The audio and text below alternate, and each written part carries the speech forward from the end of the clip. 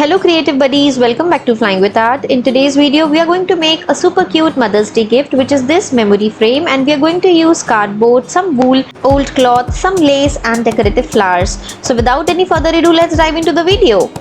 If you're here for the very first time, it's great to have you here. So subscribe to Flying with Art and hit the notification bell and select all so you get notified whenever I upload a new video.